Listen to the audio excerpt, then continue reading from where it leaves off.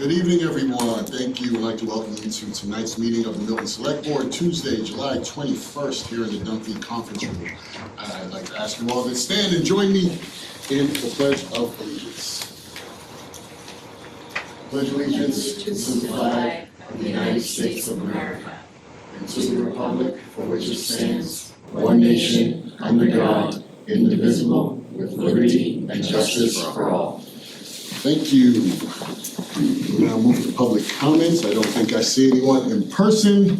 Oh, I see one hand raised online. Mr. John David Corey. We will have 21 minutes total allotted for public comments. I will keep the clock. Mr. Corey, can you hear me? I can hear you. Can you hear me? I can. Your time starts now, sir. You have 3 minutes. I'll let you know when you have 1 minute left. Okay, very good. I have my timer as well. I won't take too much time, but thank you very much for taking public comment via Zoom. Sorry I can't be there today. I just wanted to take a quick moment to weigh in on a few agenda items that you guys have in front of you this evening. The first one is Laboure College. And just quickly, I really view it as an amazing opportunity for the town, and actually an opportunity that many towns would give their IT for. I mean, there's a historical estate with some outbuildings on it that has been used for a school. Could it be the answer for us to solve our overflow school needs for the lower school kids in an historic setting? I really could see the site being improved as a preservation project and get the whole community involved in it. And then perhaps once it's up and running, we could have the children as in and around this historic site with maybe outbuildings that reflect the original use of the land. Really engaging, and I think it's a tremendous opportunity, so I would definitely support that. I also see that you guys are going to be talking about a Milton Village local historic district. And I'm a big fan of historic districts. I think they add a lot of value to the community. So I would very much support this. I know Meredith Hall has been leading the charge on that, and I very much appreciate her efforts there. I would just point out that all our main roads in town, Randolph, Canton, Elliott, Adams, Central, Randolph, Canton, Adams, they all lead into Milton Village. So that is our downtown. So preserving it would be very special, and a local historic district would be amazing. You guys all know that I'm big into traffic mitigation, and I see on the agenda resurrection of the traffic mitigation subcommittee that we had many years ago. Big fan of that. Look what we did on Randolph Avenue. We got the town together, we got the DOT together, and we got the residents together. 1 minute. Robust conversation. And we actually were able to make a lot of positive change in very quick order. Hopefully Upper Canton Avenue will be next, but I would very much support the traffic mitigation subcommittee being led by some of the select board members. So those are my comments. Thank you for your service, and have a great night. All right, thank you, Mr. Corey. All right, that is our only hand online. I will leave it for anyone in person who wants to join public comment. With that, I will close public comments. And Mr. Corey takes us directly into item 4, discussion of Laboure College acquisition and review. It's only been a week, but Mr. Milano, if you have any updates you'd like to share for discussion. As we discussed at our meeting last week, we are awaiting our appraisal report, which is expected to be delivered either this week or early next week. We have been in touch with the broker representing Laboure, just explaining what our timeline is to receive that appraisal report and submit an offer to them for consideration. They understand what our timeline is. I have requested if we could submit an offer following our August 4th meeting. They indicated that was acceptable and that their timeline is to accept offers throughout August. So in terms of where we are at, we are awaiting that appraisal report, and if the select board is going to make an offer, that timeline is, we've indicated, early August at this point, and the brokers indicated back to us that they're accepting offers throughout August. So that's it on the acquisition side of, or potential acquisition, I should say, side of the aisle for Laboure. Thank you. So, timeline extended through August with us waiting for our appraisal and then our offer being tendered. Thoughts or questions from the members? I'll just one other data point we're waiting for. I'll just give an update from the school, and I'll touch on it in more detail on the committee updates on the school building committee. But the deliverable from DLR, the architects, the school building committee is engaged to prepare initial findings for test fit for a pre-K building is on track. So that timing should fit in nicely to everything we're considering in August. What that means is next week, so in the school building committee yesterday, we virtually looked at a draft report that is now going out to a pricing estimator. And we should have a final report next week. I think school building committee, select board probably soon after. And I think one thing we should be clear back to the architects is expectations of the architects are prepared to present or be prepared to answer questions on their report, summarizing sort of the options and pricing on August 3rd to the school building committee. The next night we have our meeting. I suggested they pencil that in on their calendar to come present to us too. I don't see why we wouldn't do that, but we should probably just confirm that we'd like them to come to talk, answer any questions we have about the report. But that all seems to be going in a good direction as far as their work, and I can get into that more in the school building committee update. If you're okay, I think this is a good spot for you. Just continue. All right. There's a school building committee update now. Yeah, no sense in 2 hours of suspense and coming back to that, right? So let me think about it. So what I think what we're going to see in the deliverable are 2 to 3 options that the architects are going to price out. The first option has to do with sort of what the plan would look like to fit this pre-K project with no addition to the building. Some, maybe it's new stairs, modest additions, but no large addition to the building. The asterisk there is that they can fit with that model something like in the report we can 18 of the requested 25 classrooms that the school district leadership sort of identified as a good plan for the future here. So that will be one option that's presented. Additional options that will be included in this report will be either, both a 2-story addition and a 3-story addition, which would, the 2-story addition would, I think, be the exact number of 25 classrooms that the school committee and school district leadership identified as a necessity. The third option of a larger addition, just upwards, would be a few additional classrooms to kind of allow for 10 to 15% future growth possibilities. So, the report will do it more justice than that, but I think they're going to come back with a few options. We did look at some initial drawings in the meeting that should be in the report, I'd imagine, that had the addition sort of in the front end of the property, if you're looking at it from Adams, to avoid knocking down that large tree on the property, which seems like a really good thing, but a lot of enthusiasm from the architects.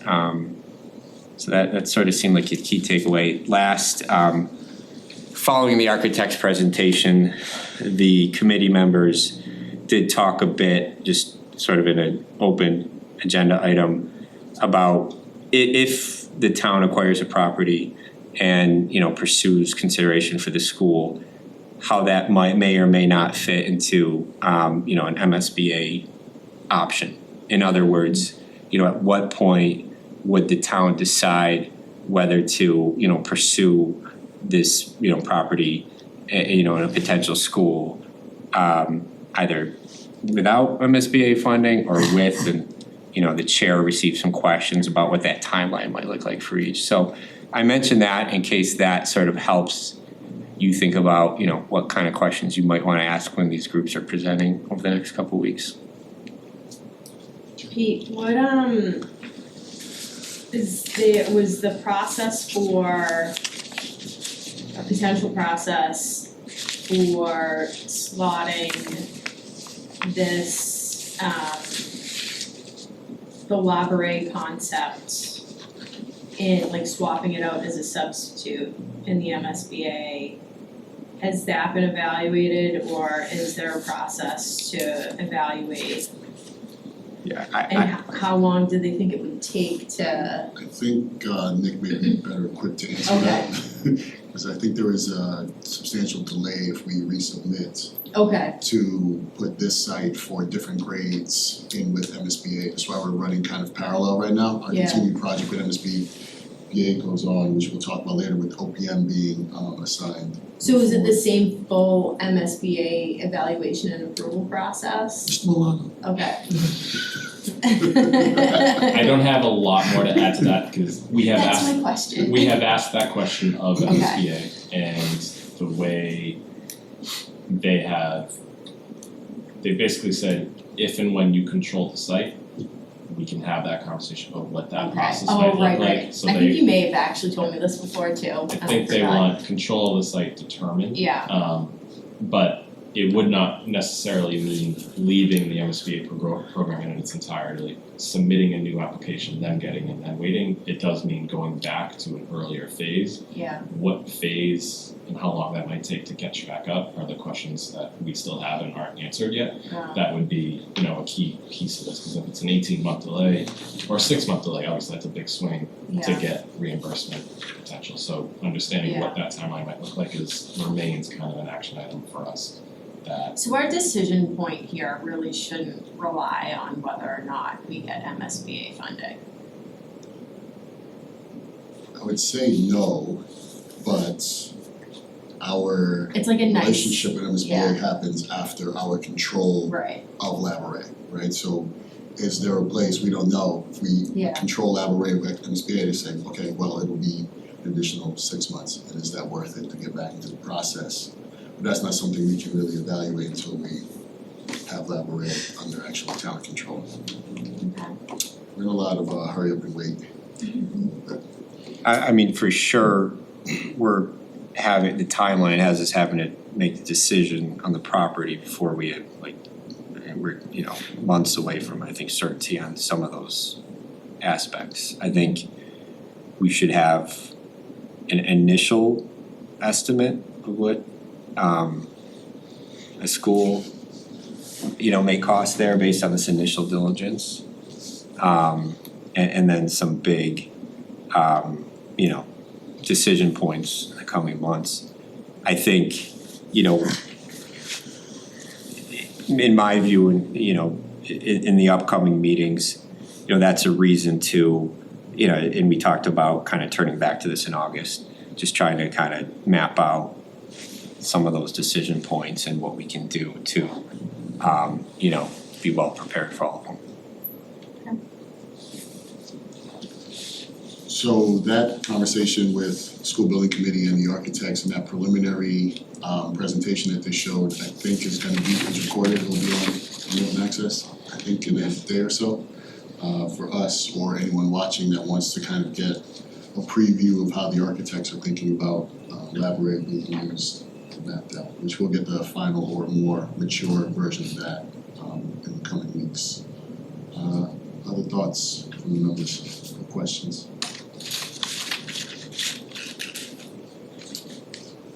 With the timeline of the bid being, I guess, a bit extended, one thing that I want to point to is that when we submit our bid, when we get our appraisal, that in that bid letter, we make it clear to Laboure and Curry that we are also willing to match if there is a higher bid, because we've expressed it with them in person, through email, that the town is very interested, but I think at every point that we have, that we can continue to reinforce that.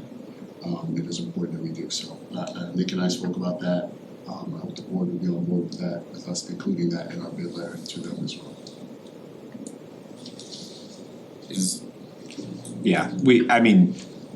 In concept, I guess perhaps we could talk about like up to Yes. something. Yes. Right. Yes. Yes. But up to you know. a reasonable amount. Yeah, it's not infinite. Yeah. Absolutely. All right. If no additional points on Laboure, we will move to agenda 5, state election, special election ballot questions. I don't think we have much update on this since we weren't looking to be on the state ballot. Fire Station Building Committee is meeting later this week, finalizing their question if they're gonna be on the ballot, but Mr. Milano, if I'm not missing anything, I think this skips us at this point. Yes, the board would have to act at its next meeting on August 4th if there were a ballot question or ballot questions to add to that state ballot. So the deadline is August 5th, so we have one more meeting in which to submit a ballot question. Okay, so item 6, special town meeting date and timeline. The two presented to us are Monday, October 19th through Thursday, October 22nd, or Monday, October 26th through Thursday, October 29th. I believe when town clerk was here, she had a preference for October 19th for us to finalize that because it gave the town clerk more time as well as her staff in preparing not only for our election and town meeting, but for the state election. So I do believe we have to vote on this tonight. So Yes, please. Make a motion to for special town meeting date and timeline, Monday, October 19th, Thursday, October 22nd. Second. all right, motion made and seconded. Mr. Driscoll. Yes. Mr. Obershop. Yes. Mr. Snowden. Yes. Ms. Hagerty. Yes. And myself, yes. Item 7, discussion, update, presentation, approval of potential articles for fall 2026 special town meeting. Right now, I'm gonna call a little bit of an audible since Mr. Lawfer is here. You don't have to wait this entire time. I did ask Mr. Lawfer to come in and speak to us about item K, which is the Milton Village Local Historic District. Mr. Lawfer, Thank you. you can come and join us at the table. Not just, I'm sorry? You can sit at Please, the that's it. table. Oh, Yeah, okay. So we can get you on camera. and sign in. Oh, no, you don't have to sign in, that's for public. Okay. I want to thank my committee members, both Meredith and Brian Halloran, for being here as well. This is culmination of 4 years of study, and we have, I looked at the memorandum that Nick shared with me with the select board. We've done all of that and a bit more, but we're gonna do some more. With our final bylaw, which I just heard is coming to us tomorrow. And we have a meeting in August 3rd where we will ratify it as our group and send it back to Nick for inclusion. We are going to do more community outreach. We're going to have more community meetings. We're supposed to have only one. I'd like to do 3. We have numerous changes addressing all the concerns from the first town meeting, what was that, 2 years ago, to now. We addressed everything that all of the different committees who had concerns with it. We went and addressed all of that. We're waiting for that clean copy, which we're getting. And a couple of we have public meetings, discussion with Chris Skelly, and I'd like Meredith. Chris Skelly is, well, Meredith, can you talk about that? It's exciting, you can stay. Oh, good. Meredith is a member of our committee, but also, as you know, chairman of the planning committee. And I'm new to this committee, but I'm very familiar with this study. I'm actually now the representative from the Historical Commission, and this has been something that the Historical Commission has wanted to see. Although we have a number of historic districts in town, But starting with one, I think we all felt that the Milton Village is the most significant. And I actually, as a matter of fact, the Historical Commission a few years ago, when Extra Space Storage was renovating some of the mill buildings and had acquired it, part of, they were required to put together some literature, some information, and Anthony Samarco and the Historical Commission actually wrote and put together a walking tour. If anyone has ever had the chance to do one of his walking tours, he does a walking tour of the Milton Village. This identifies some of the historic, it's a walking map, individuals can take this. The Historical Commission had these created, and Extra Space was good enough to fund this. But it's a walking tour that you can go and you can read here. If you're not reading Anthony Samarco's books, you can actually look at this map and see the significance of this location. It's also, a local historic district has also been one of the goals of the master plan for the town. And has just, we've never taken action on it. And so this is a study committee that's been working on this. Coming onto the committee, what I felt, this is the first time our town has ever looked at doing a local historic district. It's very new, and as much as Mass Historical has helped sort of mentor Larry and the committee along and nurture them and help given examples of other towns, this is the first time that Milton will be doing this and to bringing something to town meeting. So there is a person, and I spoke to Liz Manning and Nick about this, that I really felt like it would be appropriate to, if we could, fund a consultant and find someone. We reached out to MAPC to see if they do any consulting on this work. We actually learned, and it was recommended, Chris Skelly, who used to work for Mass Historical Commission, is now a consultant and working independently.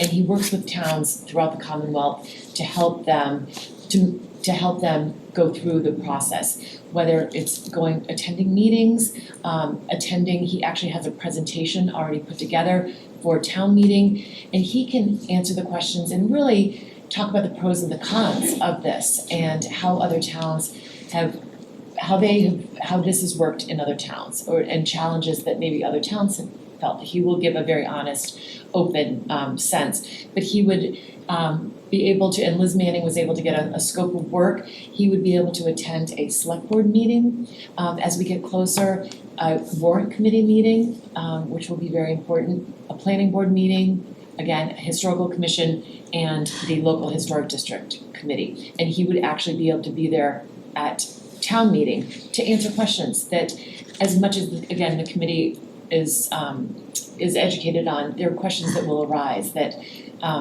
Chris would be able to answer. And I think it would be really helpful for this process, just so, and whether town meeting votes it in or votes not to have it, I think people will feel very informed on whether a local historic district is good for the community and why it might make sense in this particular location. So Chris did put a proposal, a scope of work together, and it's not to exceed $10,000. So it's, based on his time. He's out in the Berkshires, so a lot of the meetings would be remote, but he would be able to attend at our, and we will have to follow up with him to make sure he's still able to do this work. But if the select board were to be able to approve funding a consultant, I think it would be wonderful and well worthwhile to really have sort of the best representation as we go towards town meeting on this, because it is very new to our community. There are some things that have happened in other towns that Chris is privy to with his long history of working on these things. And he brings a level of expertise that, as much as we've studied and we have, he brings an expertise from across the state. And that, I think, is going to be very valuable for us. So I think that's everything, and I don't know if there's questions at this time. Yeah. What are we gonna study? It's not the study has already been done. Right. It's actually most of these properties, I think almost all of the properties in Milton Village have been documented and are on the National Register. But what it is explaining this article, what it would mean to Milton, and what are the benefits, what are the pros and what are the cons. So it's not a study, it's the implementation of taking this article that will be moved to town meeting, and understanding it better. It will just help with that process. The study, John, was the difference between federal historic districts, state historic districts, and then the 121-23 local historic districts. So we had to kind of parse there's help and then there's restrictions on all of these. They're all very different. And we had to study them to know where we needed to fit in. So our study is done, and the Milton Village is the area where we designated, makes the most sense. It was one of those areas, first of all, where Milton was first founded at the very beginning, was in Milton Village. And then from there, it's the only one that's not protected. Even though there's historical buildings there, there is not an historic district. One final thing. Anybody can have their town. If your house is more than 50 years old, you can have it designated as historic. You pay your money and you get a little slip and you're historic. Historic districts are a different thing. They come with some guidance and some guidelines that And there's a difference between, so the Milton Village, which is part of the Milton Hill, there is a national district, so on the National Register, so it's already there. The problem is, it's a designation, it does not give, a local historic district gives you tools to protect buildings. So if it's a National Historic District, somebody could come in and tear down, they could have come in right now and torn down the Bank of America building. They could take down any of those mill buildings. Without a local historic district, and that's what the Historical Commission has been most concerned about, is the demolition of the significant historic buildings down in the Milton Village. But other, buildings that have been altered, buildings that have been changed, those would be under most communities. It's fine to tear that down, but when they rebuild something, you wanna see it fit in with the rest of that neighborhood. So that's where some design guidelines, standards are usually implemented with a local historic district. But it's primarily the concern of the Historical Commission is, we just don't wanna see things torn down that our town would wanna see torn down. And we do have a 2-year demolition delay, but for a developer, they can just run out that clock while they're doing their architectural plans and getting things ready and we still, after 2 years, they can still demolish a building. So a local historic district is the only way right now that you can prevent a demolition of a treasured building to our town. we haven't felt any pushback from homeowners on this. They seem to understand it. Builders and people who are working in that area, who own buildings, they're a little bit more concerned. They have legitimate concern because it's another layer of approval that they're gonna have. But Chris Skelly and I have talked about being able to present how this has helped business by protecting the community and keeping the flavor of the community. So I do understand, the builders being concerned about it, but I think we have enough guidelines that say we can't go beyond this line, that they should be comfortable with it. Yeah, so my questions were gonna be mostly around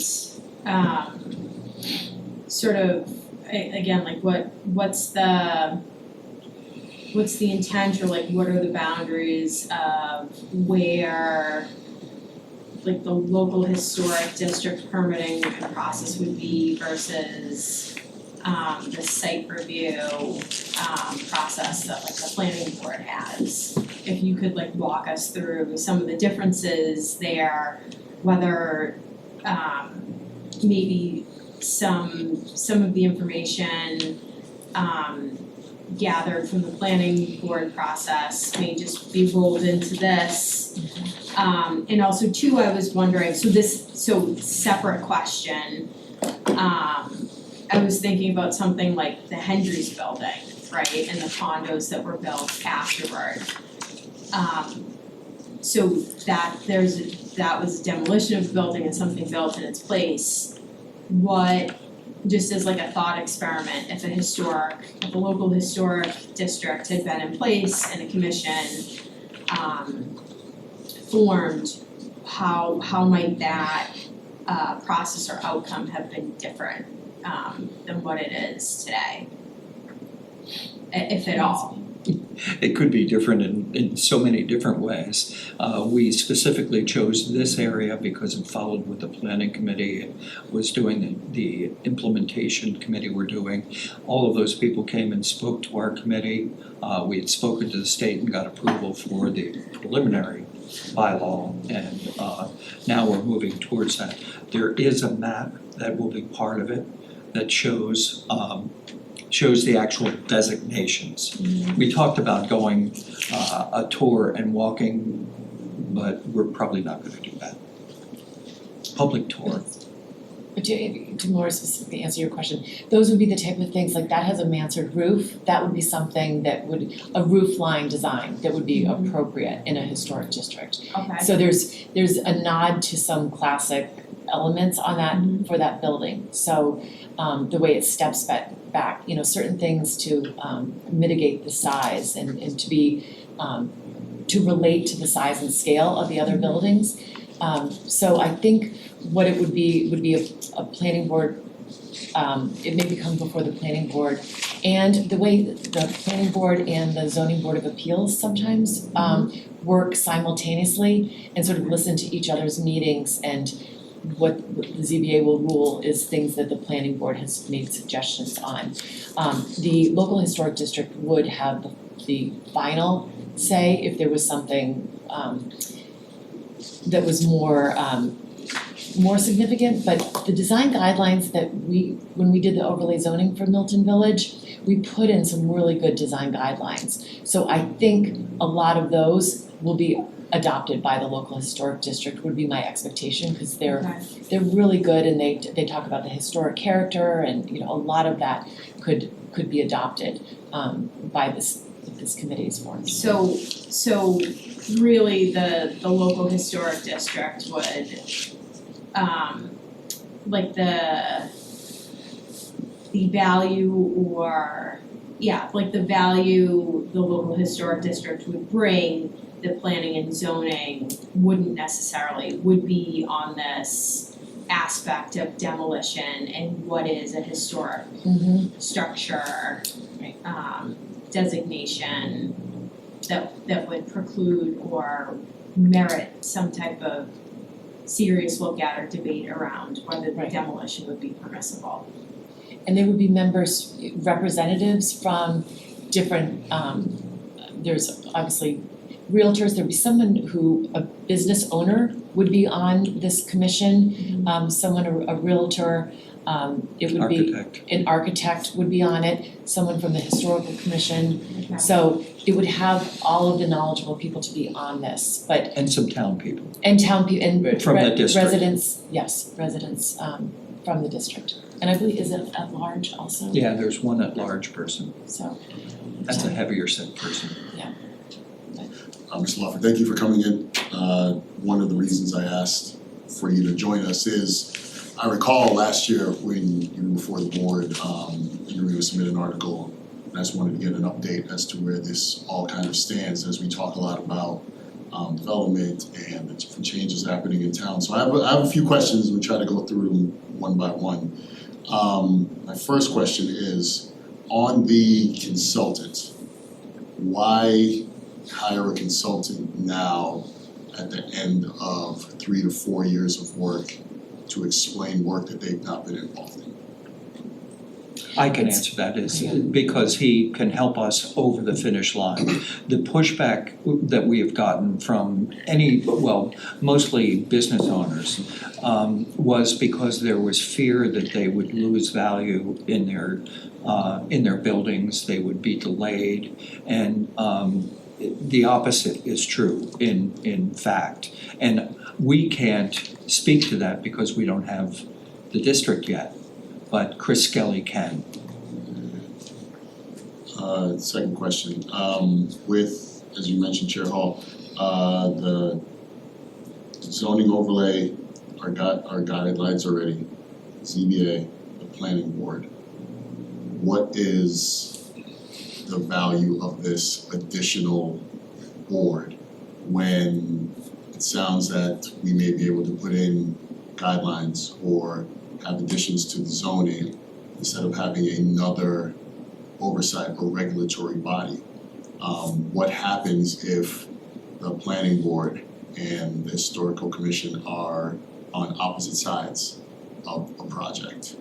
What are the possible conflicts, and what's the addition here? That is addressed in the bylaw, and there's discussion about how those things get worked through, not just between committees, but between people and regulatory groups. So there's going to be a certain pecking order to it. It could go jointly or it could go separately. We were very careful when we put together, we never wanted to be Concord or Nantucket, loved both of those places. But their boards are egregious in the level of control that they have. And Milton has grown for 300 years now, and we just want to have, in another 250 years, have the same flavor in some of the areas. We want to allow growth. I mean, that's what's made Milton better than it was at the beginning. So, just to further, the guidelines are suggestions. Unfortunately, we have the bylaw, the overlay zoning itself, and then the guidelines are separate, they're outside of the zoning. So we don't have enforcement on those. We can't say, we would like for you to look historic, we would like for you to, reuse, similar materials when you renovate, but there's no enforcement on that. And there's also no control over demolition. So this level gives enforcement, it enforces the guidelines can be enforced, and be very realistic. The article also, what I like about it, it allows the commission to give waivers.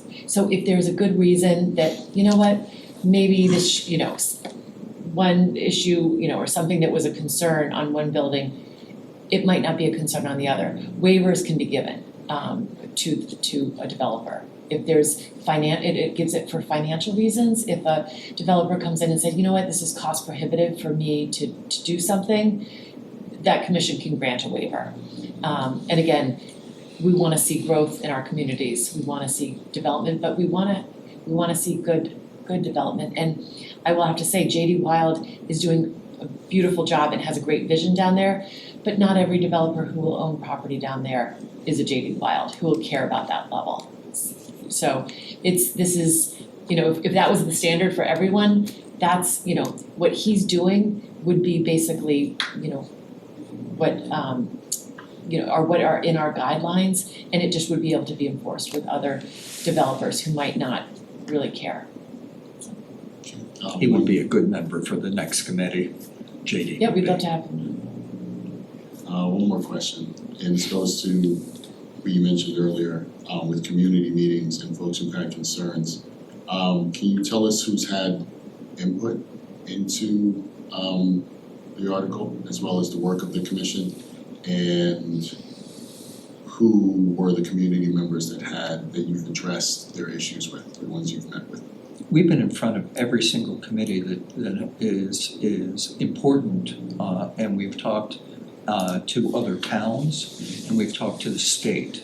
So we have gathered information from every area that we possibly can, because we had the extra time. What are some of the towns that you spoke with? Sudbury, I can't remember the name of all of them, Hingham, Hingham, Hingham was one. Concord, Cambridge, Acton, just a kind of, we couldn't find a town that's exactly like Milton, but we found towns that were similar. Like It's actually- Braintree and Canton are dissimilar, and I don't think they have historic districts. They have historic buildings. Other thoughts from the members, questions? Couple thoughts. First of all, thank you both. And Mr. Lawfer, I've seen you give presentations on this for a few years now, so thank you for how long you've been at this. I guess I just want to plant a seed that you can either answer now or think about when this comes back to us, I imagine for our input on the warrant article. The tension of where I'm at in thinking through, it's probably not going to surprise you is on the one hand, the historic, value and choice behind the village selection is obvious to me. The tension I wrestle with is on the other side, the appetite for some incremental development in that area. Because you guys brought up J.D. Wild, I think to his public comment in January of 26 on this topic. And whether or not, I don't know if those are still his views, but let's just say they could be representative of some, the commercial view, which you've already acknowledged, that another layer, does it deter, the right kind of businesses from wanting to come to that area in the way that we want to attract it. That's the tension. I'm just putting that out there now that I'm trying to personally be more educated on by the time it comes back, for us to take some kind of vote on this. So, that I would welcome more information on, and if it's you repeating yourself, I apologize for that. No. But, it's now, And I think that's where yeah. Chris Skelly can come in and say, these are the positives, this is why towns do adopt it.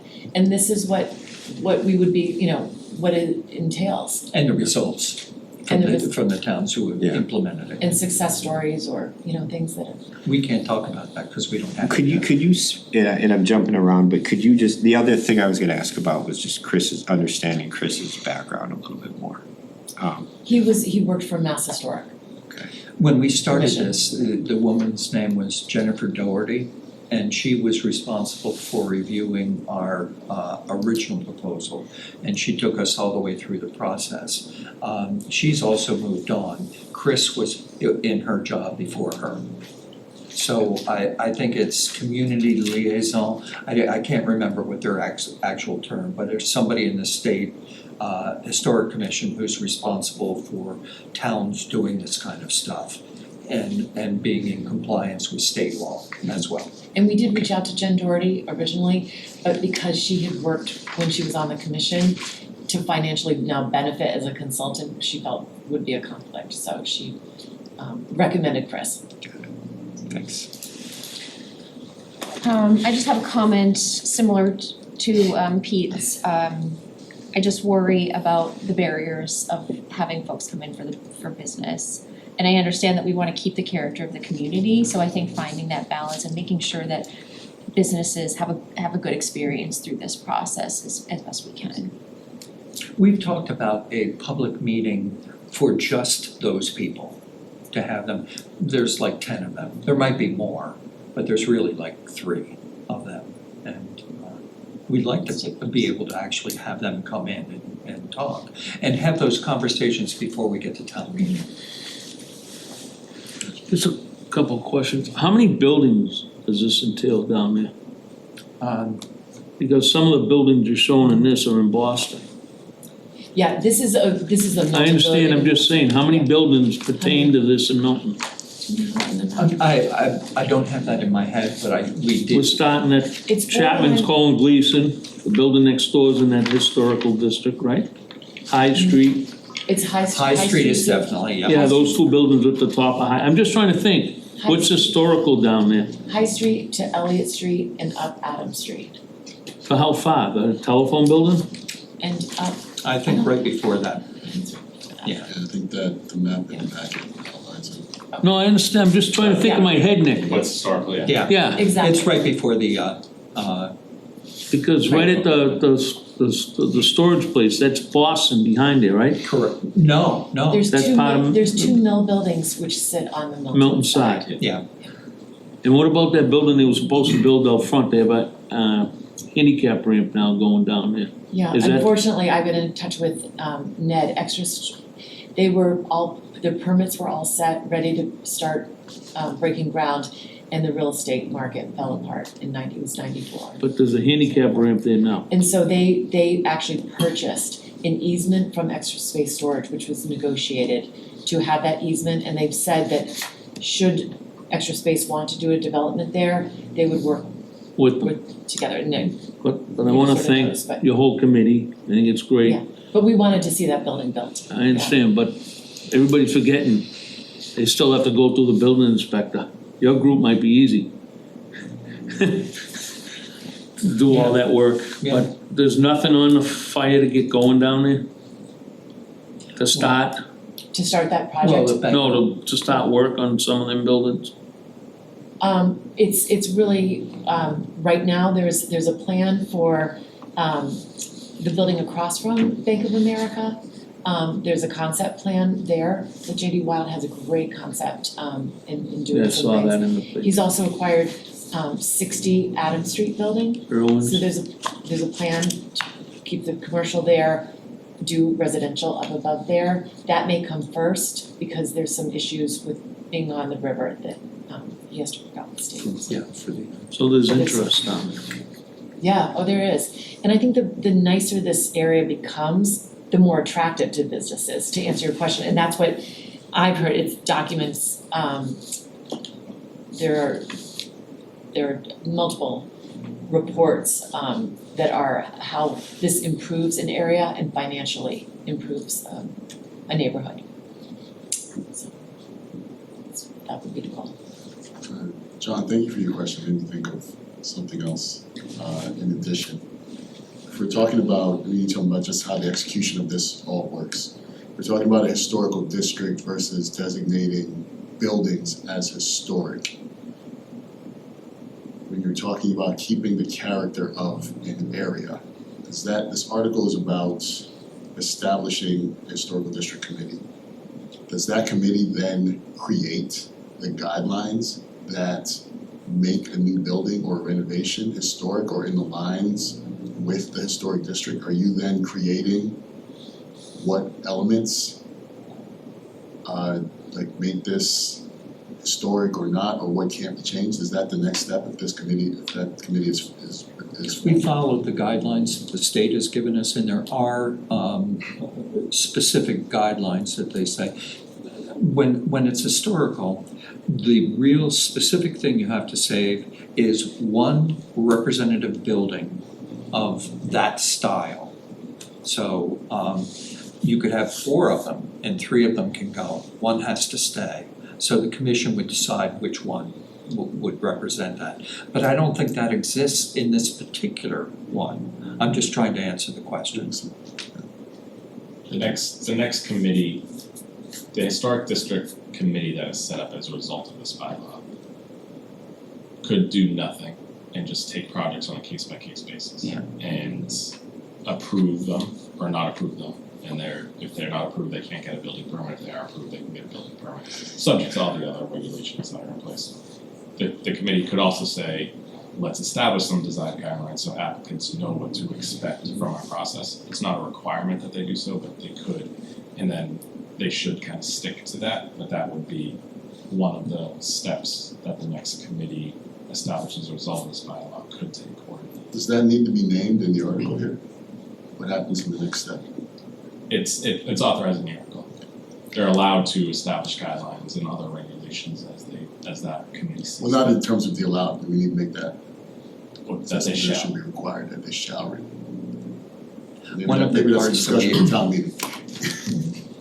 One of the parts that we added since the first town meeting and now was what repercussions, what someone who is not approved, what the process is. And we define that within the new bylaw.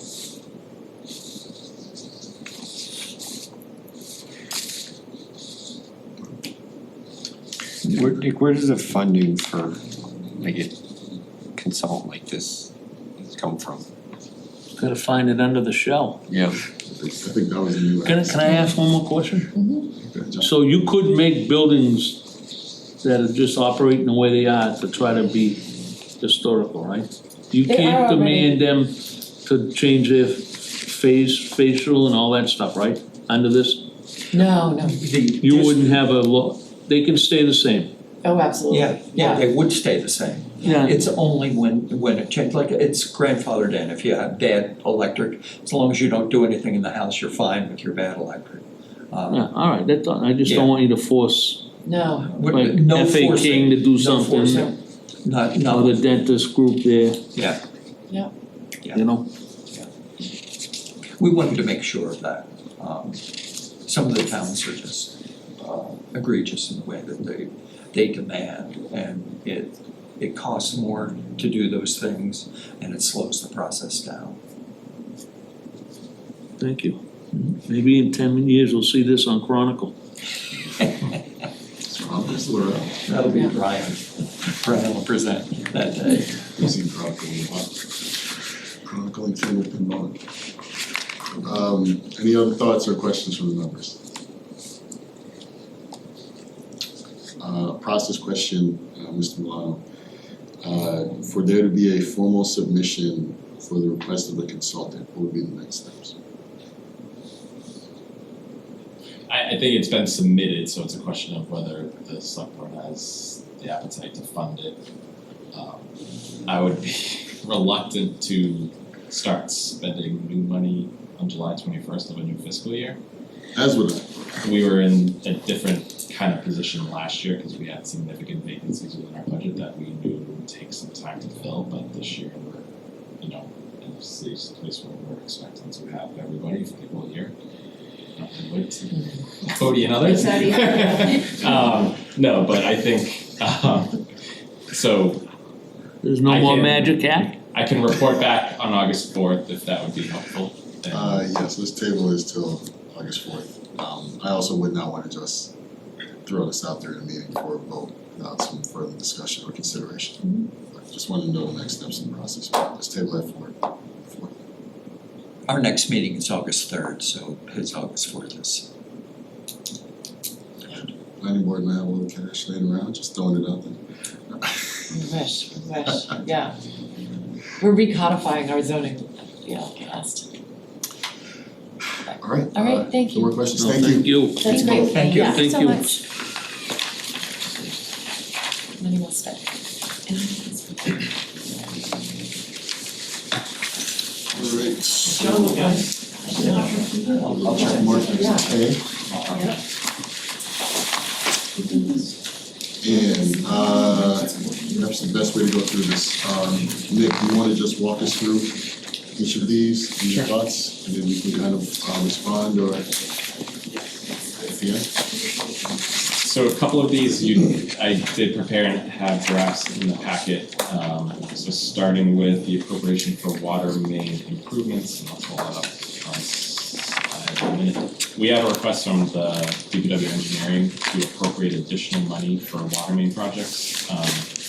We typically appropriate about $600,000 each year at annual town meeting. And however, we have access to more money than that from the NWRA right now.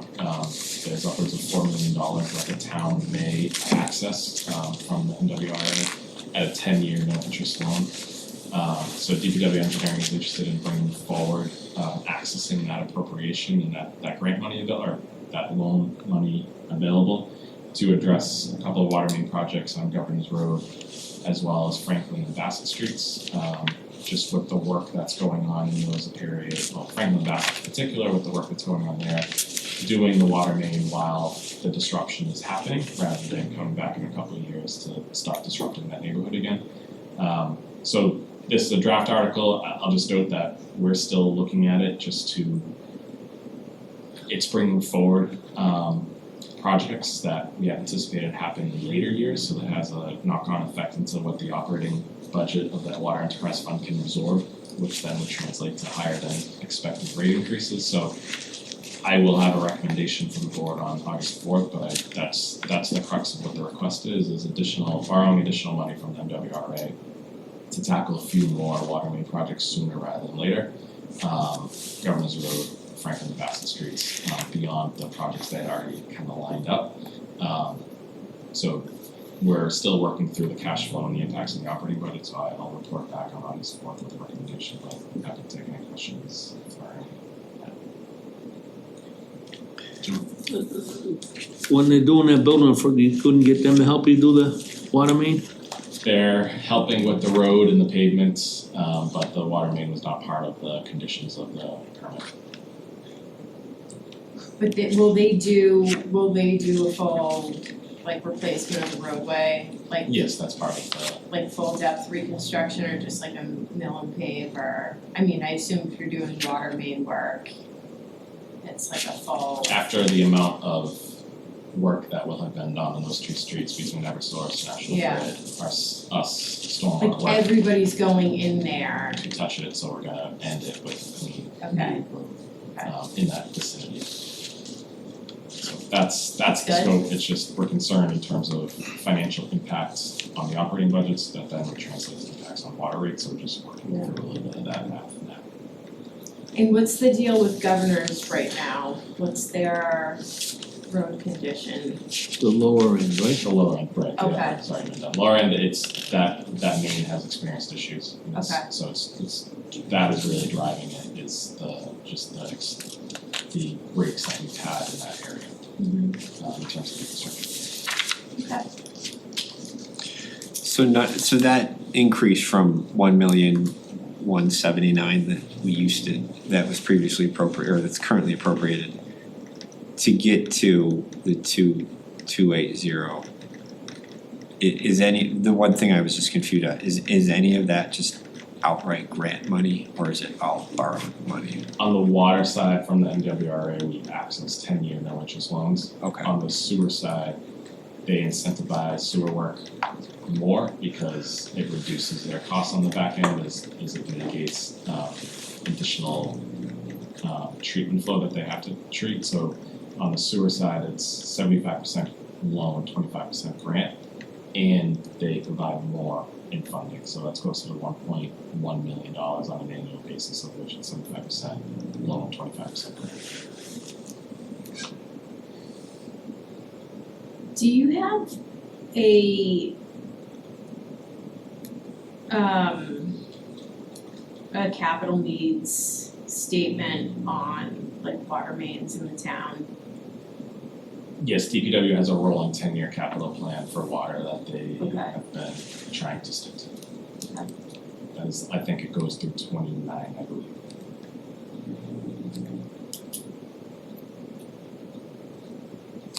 I'll ask more about that in capital.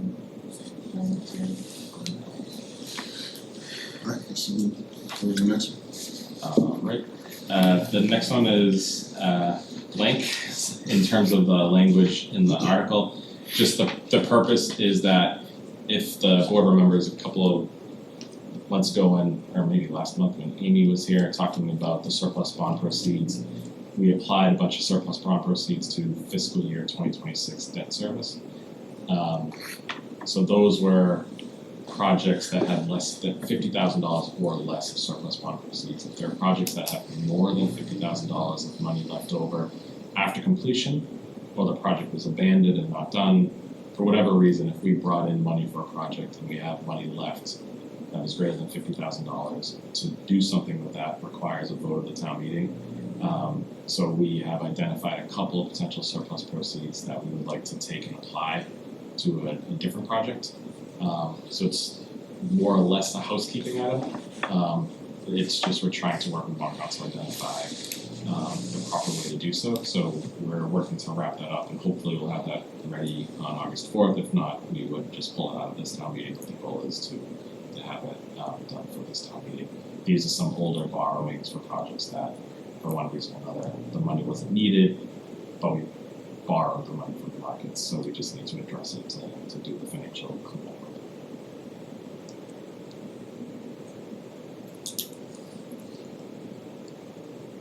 And then the next one is, this is a recommendation regarding the current year budget appropriations. In fiscal 27 state aid payment to the town, that came in $363,000 above what was expected. So there are a couple of options. We could do nothing. We could just receive additional state aid and reduce the tax levy that we assess the taxpayers. Alternatively, we could increase our appropriations to make up that $363,000. What this article proposes to do, what I would suggest is that we do increase our appropriations. We put this money into the reserve fund. As we just discussed with the fiscal year closeout, the reserve fund will be available to with the approval of the warrant committee to be transferred out for extraordinary unanticipated expenses. With the snow and ice year we just had, we were fortunate that fiscal 26 expenses ran light, but in a year where they didn't, we could have more of a problem. So one thought that I had was to move this money into the reserve fund, sit it there, hopefully not have too many things that come up that we need it for. Ideally, it goes unspent, but in a worst case scenario, it is there accessible with the approval of the warrant committee.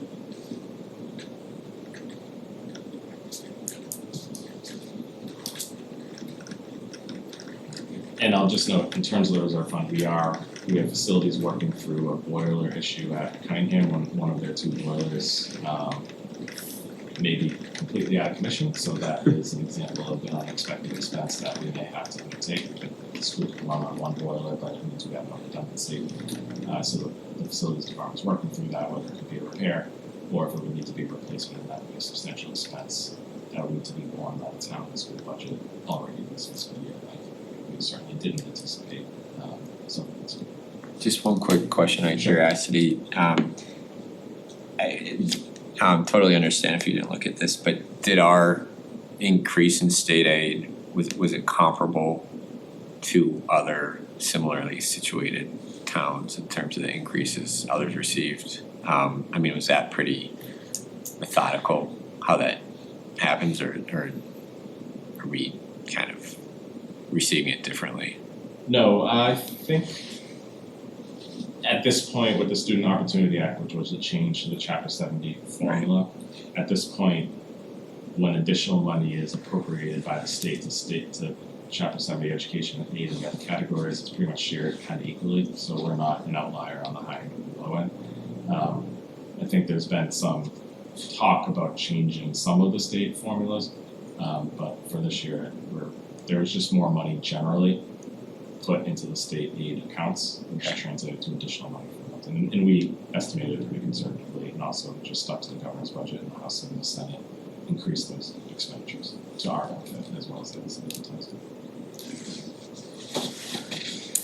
If we put this money in reserve fund, say we don't use it for snow or ice or a boiler, then at some point it could go into capital projects. Yes, Would it have to go back to town meeting it would for that? close out, it would contribute to next year's free cash calculation that would then give us flexibility in the following fiscal year. Okay. So yes, in the long kind of. Yes, not this year.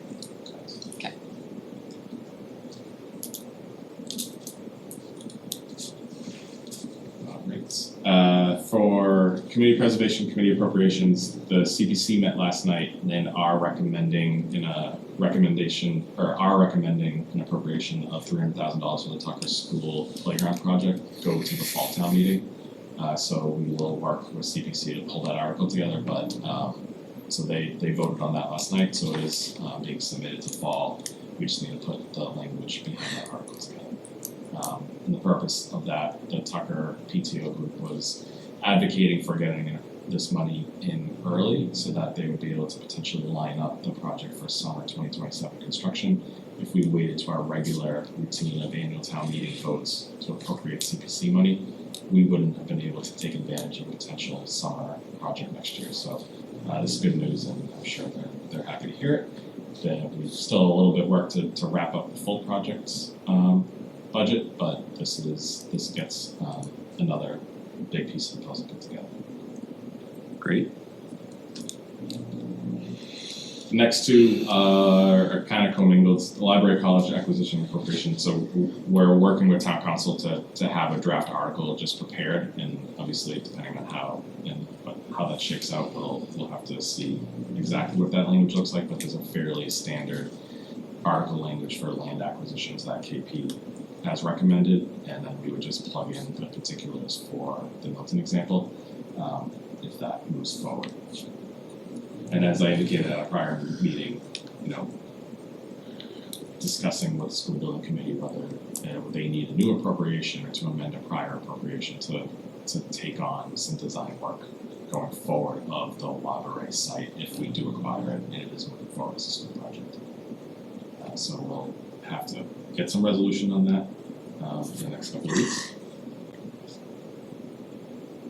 Fire Station Building Committee is meeting on July 28th. To discuss the next steps on Atherton. We expect an article for fall town meeting. Again, these are fairly standard articles, so we will just work with town council to wrap that up and have that ready for August 4th, assuming there's no change in their game plan for this year. And the planning board is meeting again on Thursday to discuss, among other things, the short-term rentals bylaw that they're working through. They're seeking some comments from staff, which is something we're working to turn around now, to regulate short-term rentals. The way this is currently drafted is it would require that short-term rentals would only be authorized for owner-occupied or owner-adjacent. So, you own the building, you own the house and you rent it out, or you own you live in the ADU and you rent out the primary dwelling or some other kind of arrangement. So it does target and allow only for those kinds of situations with owner occupants going forward. And there's other elements in terms of inspections and other regulatory aspects that we're reviewing internally to provide some feedback to the planning board on. And the next two we would. One thing, we may talk about that a few times, but if there's like a particularly substantive day we're talking about that article when it comes to us, I was thinking it may make sense to have one of the town councils there, potentially, who's been pretty deeply involved in the drafting of that. No, Carolyn Murray from PP Law has been very involved and drafted it, so we could certainly ask her to participate in the conversation. And can I ask a question? In current state, are there any short-term rentals that we're aware of that have not owner occupancy? They're just fully vacant? So right now, technically, I think I know of one, but they are not, none are permitted whatsoever. Okay, Now, there are operating, okay. so we don't quite know who's operating what, how often. The DOR the Department of Revenue has a list of those that have registered with the state. I think there's about 74 properties on their list. They don't, we've asked for addresses in Milton. That's kind of a lot. Since it's caveat with, those are the ones that have chosen to register, have done the right thing and registered with the state. It's since the beginning of the program where you had to register with the state, so it's not an annual list, it's kind of a cumulative list. So we don't have good data on it, is the bottom line, I guess what I'm trying to say. It could no longer be functioning, So there could be more than 74 folks have not registered, and there could be 74 registered, but not 74 operating. Yeah, we really don't know, unfortunately. And can I ask a follow-up question? What are the downsides to the non-owner occupancy? Like, I'm just wondering, some of these potentially are, owned by people who live in Michigan or something. How will we rectify that? so the way the bylaw as drafted proposes to be allowed to operate in Milton, you have to register. So then you have to prove that you're an owner occupant. In terms of the downside of owner, and not, the downside of allowing non-owner occupied AD or Airbnbs and everything else is the idea of, companies or LLCs coming in, buying properties and taking housing off the market in order to operate as short-term rentals, and now that's impacting our housing market negatively for their, short-term. Okay, thank you. Or they're like running hotels or something, yeah. And what's meant to be a single family home or two-family. I will just note that I think in some of our initial conversations is, and what the bylaw as currently drafted requires an inspection by town staff prior to being allowed to operate, as well as annual inspections. So if there are 74, that's 74 additional inspections, building, fire, health have to do on an annual basis. That's a significant burden on top of limited staff and limited resources. So trying to think about ways to want to be partners in that regulatory environment, but also being cognizant of the pressures it would put these departments under. And for fire, as an example, they have a lieutenant for fire prevention who does all of this work. So that's one employee. So it just adds a significant burden. And part of the problem being the lack of data. Like if it's 5, it's probably manageable. If it's 100, less manageable. So it's just not knowing what the turnout will be is part of what makes it this tricky. And the other 2 articles that are listed are related back to that short-term rentals. The first one would allow us to collect a local auction hotel rooms tax on them, and the next one would allow the town, if it wanted to impose an additional 3%, up to 3% community impact fee on short-term rentals as well. So that's where the local revenue would be derived from, in addition to any fees that are included in the bylaw or regulations. Can I ask another question? If we become aware of non-owner occupancy units that are happening now, how do we take action to get these into compliance? With the new bylaw, if it With the new bylaw, it would, I believe it's a non-criminal disposition. I'd have to look at it. It's a fine. Okay. And I think those can start to add up, but I will verify, just so I'm not speaking too much. Thank you.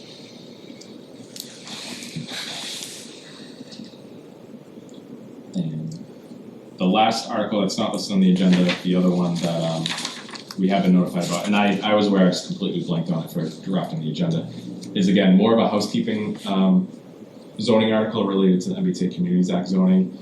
If you recall that conversation, as I'm sure we all dearly do recall, an element of it was the affordability requirements. So the state regulations allowed only 10% allowed cities and towns to put a requirement that only 10% of units be affordable, unless you could demonstrate with a economic feasibility analysis that a project in your community could support a higher affordability requirement.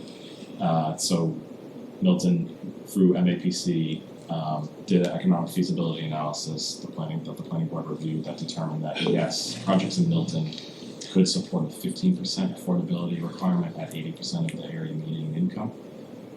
That triggers language in our existing bylaw to put that into effect once EOHLC, the Executive Office of Housing and Livable Communities, approved it, which they have. So right now, if you're in the MBTA Communities District, you have a project of 8 units or more, you're required under our zoning to build it with at least 15% of the units being affordable. The article that's been submitted by the planning board would just strike the reference to the 10% affordability requirement. That is no longer in play. So it's really a housekeeping item. What is currently in effect and remains in effect is the 15% affordability. Because we did the work to do the economic feasibility analysis, this article would just strike the now no longer relevant 10% requirement of that language.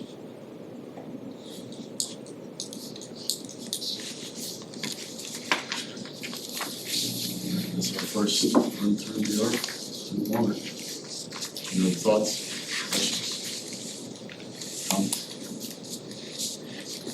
All right, let's move to item 8.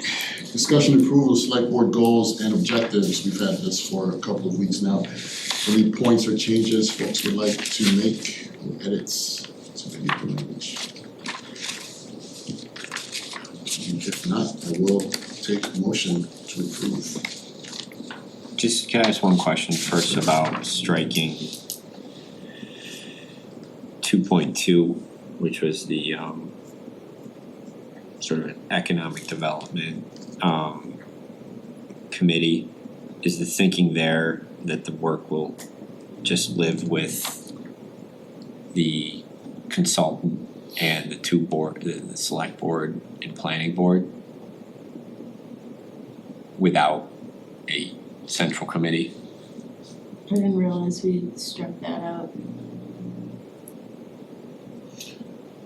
I took that as we didn't need a committee since we were just beginning to complete the economic development plan.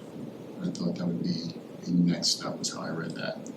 Unless Nick, you intended it to be different. I think it came from the conversation of we're gonna focus on doing that work with the planning board, as you alluded to, so the idea that having the second committee was being deprioritized as a goal. Maybe it would still be a goal depending on the work of that plan, or so I think that's where it came from in terms of taking it out. Was our understanding was having the select board, planning board work on that together as a group rather than having a new committee for it, but I obviously have no preference. Okay, I sort of interpreted the opposite. I mean, I'm happy to have some flexibility on it. I think the decision here is sort of advance the economic development plan through appropriate coordination between select board and planning board. That's probably the track it's on. The alternative path would be formation of an economic development subcommittee with select board and planning board representation to, have a bit, it's a different path of, advancing the same work in arguably a more scheduled way, but maybe not, depending on what people's vision is for option A. So if I could just add, I think it would be valuable to do an analysis of how an economic development committee would bring value to the town. Other cities and towns in the Commonwealth do have distinct economic development committees. I also think that it wouldn't necessarily make sense to have a formation of an economic development committee until the plan is complete, right? Like what if there were a way for us to, while having the economic development plan in progress, kind of do our due diligence for what do we need out of this committee, and what are some comps for formation so that we get the governance right. But I do think that we should have a committee or have a really good reason for not having a committee that we've at least evaluated fully whether it makes sense for us.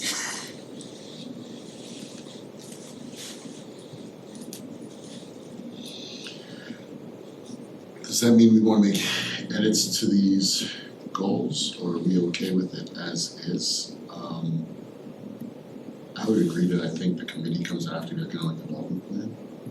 And that's, we see what comes out of the plan, given that, we'll talk about this later, but we haven't taken the next step to finish the scope, as well as put it back out to the consultant and get a timeline.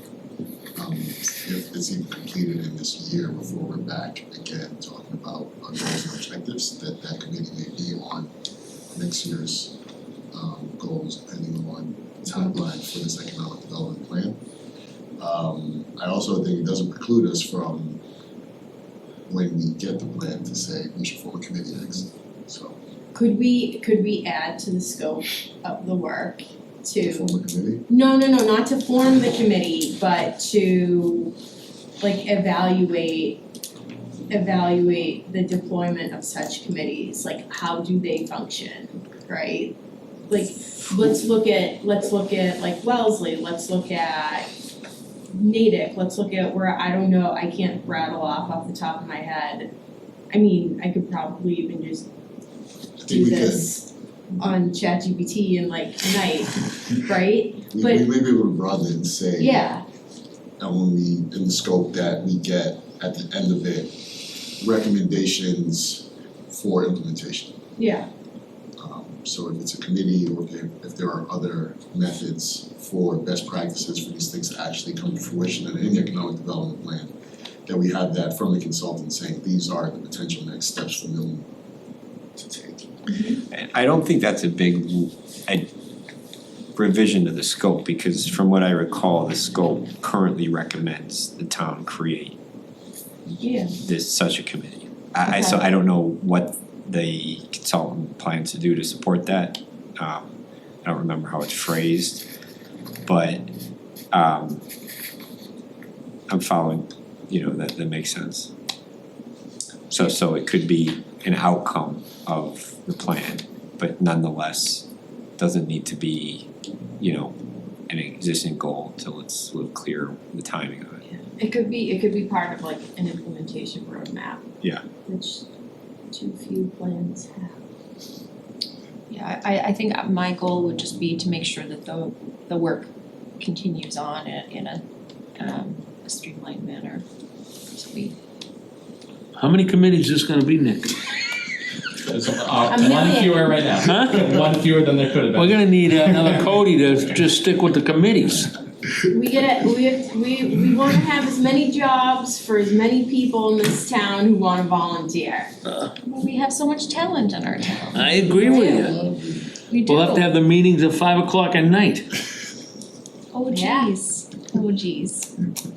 Committees. So John, you don't want to be put on this one?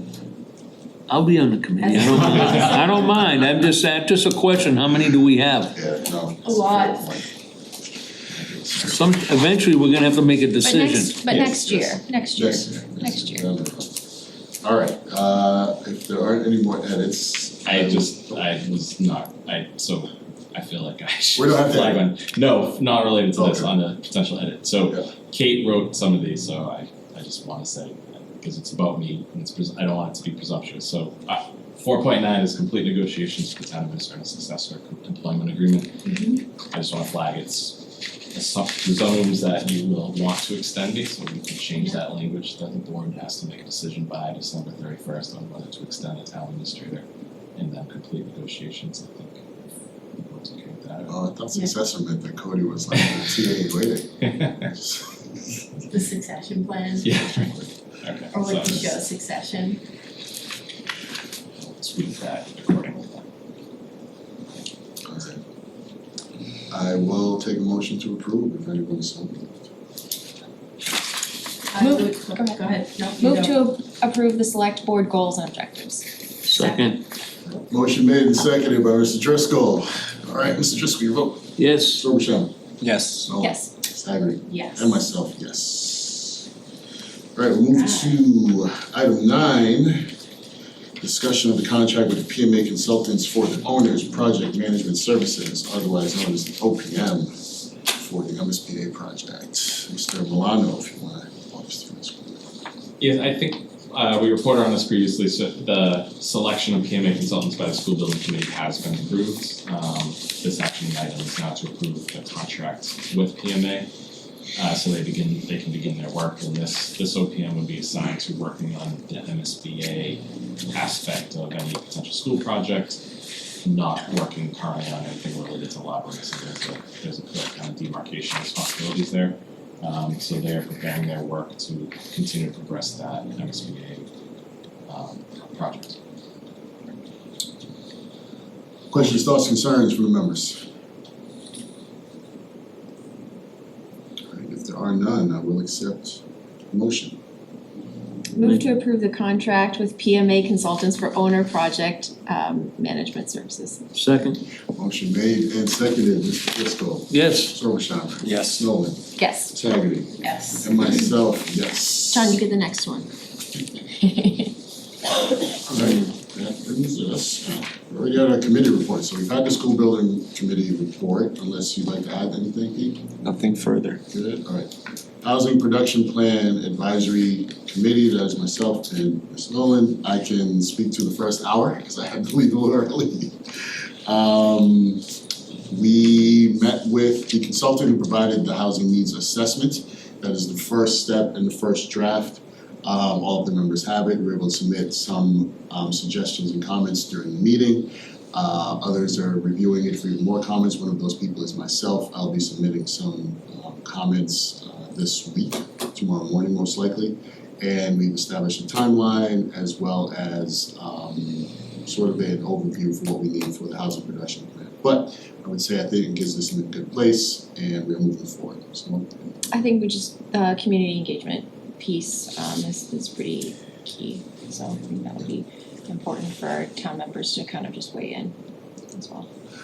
So far, I think it's a very well done plan, going through and reviewing it, a lot of great information about the changes in the town over the last 10 years. Some of it very striking, particularly in expense and wealth, but so far very well done and very optimistic about the plan. Alright, that's all that for me, so we talked about those minutes since. Item 11, Mr. Oversham about the establishment of a traffic mitigation subcommittee. Mr. Oversham, do you wanna kick us off with this? Yeah, so we're reestablishing, John, this is not a new committee, Right, yeah. we haven't had a meeting yet. So I urge the board to consider moving forward with this advisory committee. My thinking here and what I'm proposing is, I don't think I need to spend much time on emphasizing how critical it is to focus on ever-growing traffic concerns. It's the issue I heard most about while campaigning and continue to hear most about. I think there's a lot of good people, extremely talented subject matter experts in town already working on the topic in different ways. And I think, the Randolph Ave Road Diet is a success story of, the different stakeholders and expertise from residents in moving that solution forward. I think a next step in the town is, proceeding with the tool design, traffic calming policy and plan, which is it's getting out of the gate now. I mean, that's happening. Where I'm focused is ensure, what structure can we have in place to ensure the work around that. The report proceeds well. There's community engagement aspects to it. There's potentially a lot of work to it. But also recommendations are conveyed back to this board and the Traffic Commission in a way that is prioritized. And there's probably a lot of implementation work. And when I thought about, the need for this committee, I thought about what to me seemed like a really strong traffic mitigation report back in 2020. that wasn't fully implemented for whatever reason. I think there was a lot to that report, and it just shows it, and there's really some real experts working on that at the time, but it just shows the amount of work that's involved, I think, in running with these reports when they come back. I also thought quite a bit and gathered perspectives in town from leaders in the town staff department about whether to try to support the advancement of this report through this separate subcommittee or just through the traffic commission. And I can speak to that more. But in short, I think the staffing of this committee is meant to, overlap with the traffic commission and include enough of those experts so there's good synergy with the two commissions. And Tool will also report to the traffic commission 3 times during this process. So I think this will increase the chances of our ability to take this report and run with it in an area that's critically important. And I include here at the end examination after the report for whether we keep this committee going for a space for continued long-term traffic planning for the town. So happy to answer any questions about it. And separately, this is goal number 3.2 for us. So if we don't launch this, we're not meeting our goals. There you go, Thank you, Pete. already on the hook. To the members, questions, comments? Alright, so Pete, you throw something like this out there, you're gonna get feedback from me. Sure. Right? So I think this is really good, and just what we need. Because as you say, we will end up having an analysis of traffic in the town, hot spots, and then my understanding is a potential menu of items that could be deployed as mitigation for various hotspots, right? So I think when you have an analysis like this and a level of expectation raised, you definitely do wanna have some governance and prioritization around like what's gonna get handled when. And that could very quickly overwhelm the traffic commission, right, in its day-to-day work.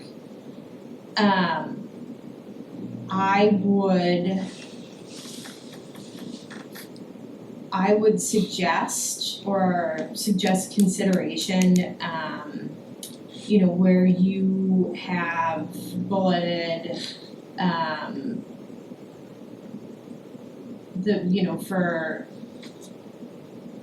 for like the tasks of the committee, where it says providing feedback, supporting tool design. I think it might be a good idea to also include, in analyzing data to monitor outcomes and changes. Just to kind of keep that in the forefront so that we're able to say with certainty one direction or the other, whether the change helped, right? Because you're gonna have, again, identification of hotspots, so like, yes, in fact, there is a problem, so you'll have like that baseline problem looked at. You'll have a menu of mitigating items, but then there's a question of, was it effective, right? So you don't end up in like a, kind of like a doom loop of like, let's keep trying these things.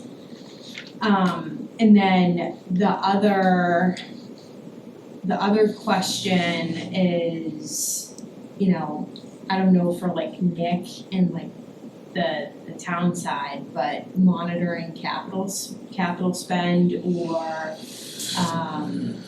if any financial resources have to be put toward any of the interventions or items that you select, like is that ever gonna be a challenge that you run up against? Just food for thought. And then in terms of proposed membership, I like these suggestions. I might also, so I like the director of public works or their designee is in there. I would also try to ensure that like both somebody from engineering and construction and safety engineering are able to be at the table for decision making. Because even within DPW, people do like very different things. If you want to get decisions made quickly.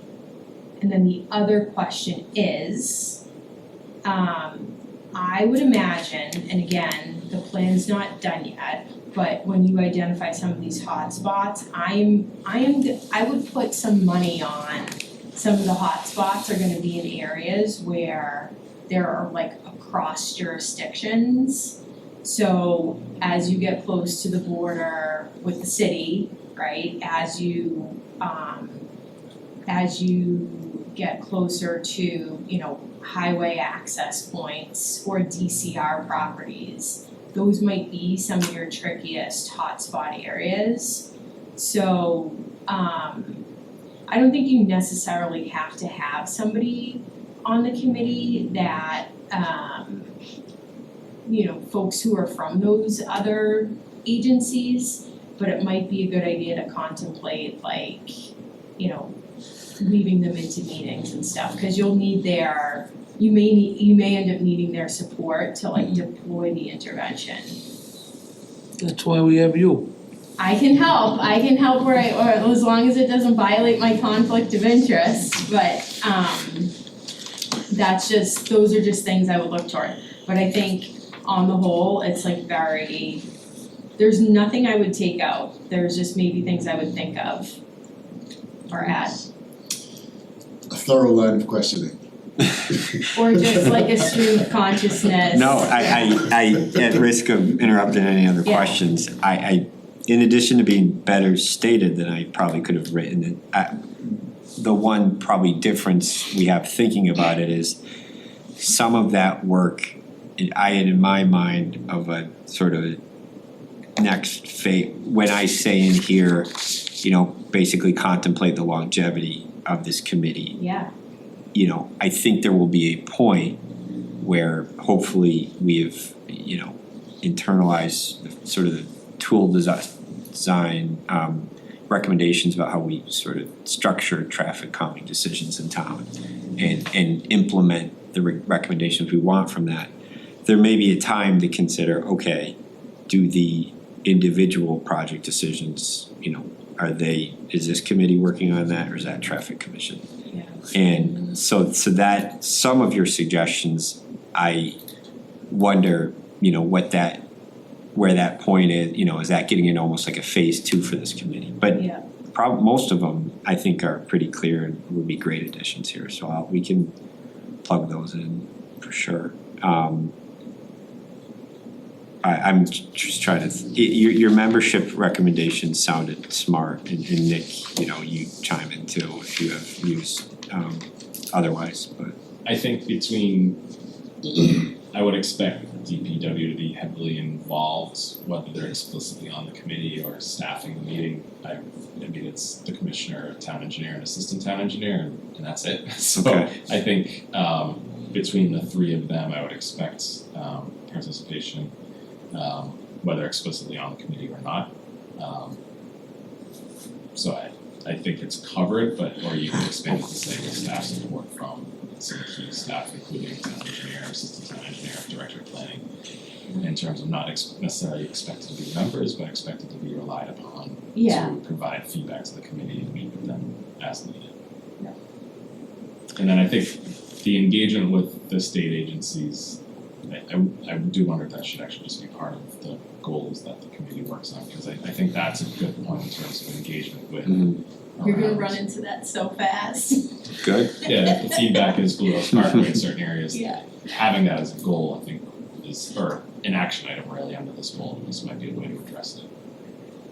I will also, I'm sure it's top of mind, but remember my fellow member, Mr. Driscoll, that may have been some interest in being on this too, but yeah. Yeah, but Megan wanted to be Oh, too. yeah, well, you know, I My road, I got 24-hour traffic, so her road, starting to get it.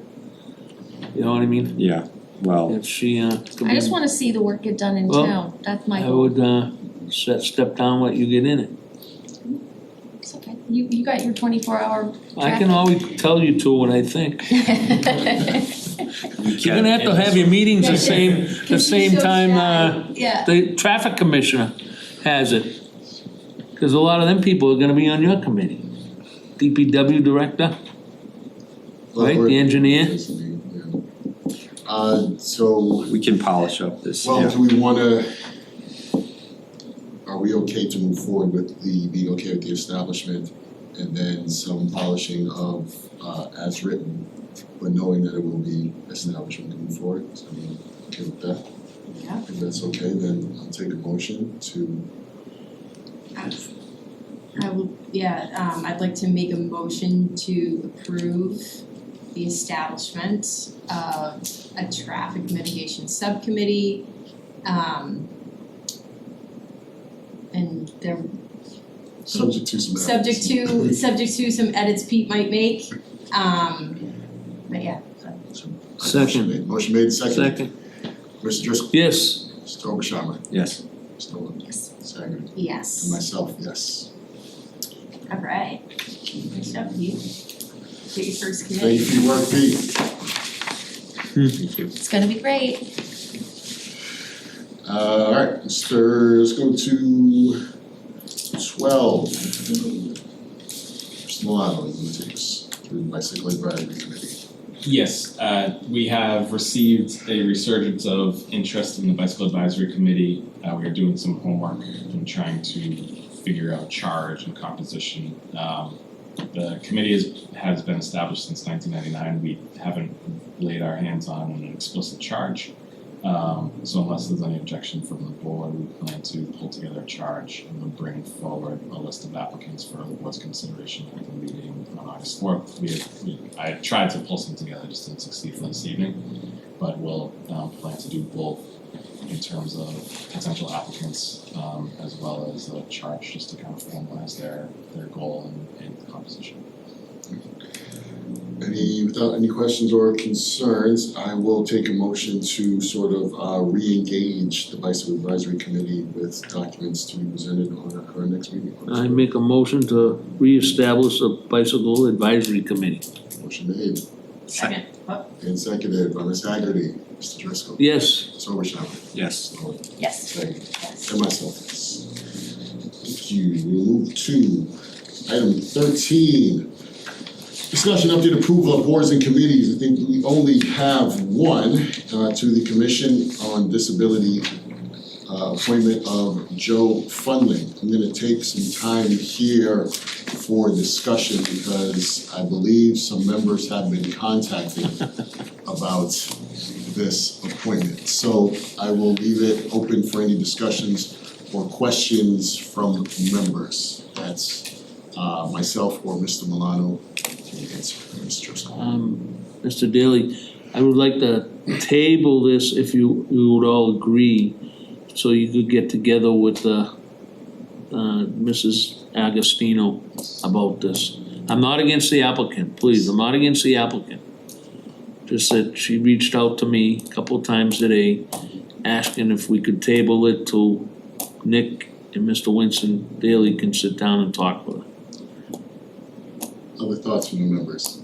I also had a nice conversation with Ms. DiTilio Agostino. So I do have some questions. So is that committee fully staffed? And if so this is what I'm confused on. Is this the final application to fill out that committee? And does that preclude anyone else from applying if they so choose to apply? But I also do Miss DiTilio Agostino did mention she did want to talk more about the committee. But I have my own questions about like, can more people participate in this if they need to or want to? Am I okay in assuming that the questions from the members are similar about composition and tabling And process. and process. Right, so I'll share my view on this and how it's come together, just so the board has some of the history from my perspective. Ms. Milano, please jump in where I may be missing something. The application was sent in May. We had, some full agendas and weren't able to handle that appointment and some of the other ones, so we technically should have appointed this perhaps a month or two previous. The chair, Ms. Tulia D'Agostino, was made aware of the applicant. She later, this month of July, shared that she wanted to wait. She also asked for an appointment of another person who had not submitted an application. So we have an applicant, another person was asked to be appointed, and then she did request, once we were going to move forward with this applicant as an appointee, she did request that we meet, speak about the composition. She was worried about having quorum. She had folks that were not coming to the meetings, and so my answer to her, in support of Mr. Milano, was that I did not feel that appointing this applicant precluded us from having a conversation about the makeup of the board. The board is, with the state charge, a minimum of 5 members, a maximum of 13. I believe that this member would give them 5 or 6. And my feeling is that when an applicant applies and goes through the process, they're going through one process. For us to let an application sit and then after the process change the rules of the process is not fair to an applicant. And so my view is that we can continue to have a talk about folks who are not attending. If there are folks not attending the committee does need to be smaller, and then we can work on those changes, but that we should not reject an applicant or table one applicant for our review without a timeline, without a review, without an applicant having been told ahead of time that this would have been the case. I just think that's an unfair process. The conversations with the chair, not against it, that was shared in our correspondence via email. I am a little disappointed, I'm just gonna be honest, I'm a little disappointed that after our conversation that the chair would have contacted every member of the select board directly. You're free to do it, you're a voter, you're a committee member here, you're a citizen, but I think the sort of process of that bothers me a bit. In that she was in communication with myself and Mr. Milano over the past few days, and our stance was made pretty clear. This does not change the work of the committee.